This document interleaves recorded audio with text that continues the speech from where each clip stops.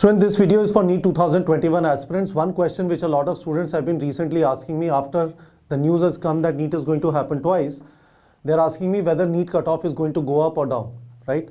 I quickly want to tell you my perspective, and then I want to tell you what are the things you need to worry about and what are the things you should stop worrying about. First thing is, when NEET is happening twice, right? When NEET is happening twice, and if the paper level is like NEET 2020, then cutoff will increase. Why?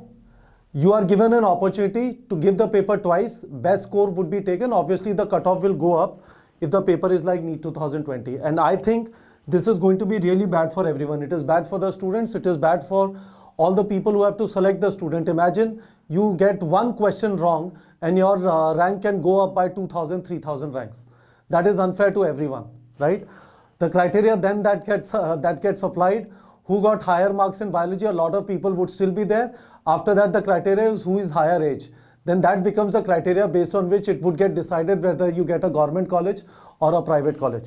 Bad for everyone. But what I want to tell you is both these things are not in your control.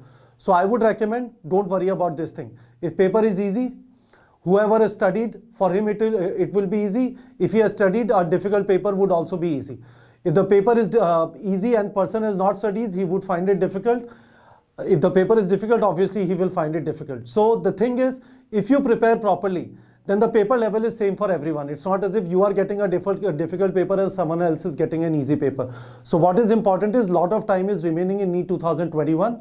It is extremely important that you keep your focus, on NCERT based questions. We have put a lot of effort in trying to make sure that everything on our platform on neetprep.com becomes NCERT based.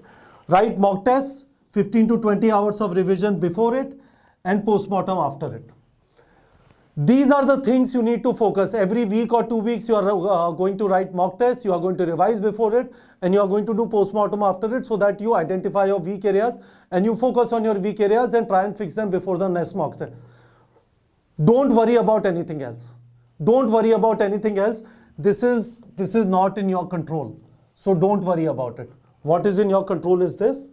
Focus on this and you'll be okay. Irrespective of whether paper is going to be easy or difficult, just focus on what you need to do. Don't worry about things which are not in your control. Tell me in the comment section if you have understood what I'm trying to say. If you have not understood it, let me know. I will try and answer in the comment section. All right, students.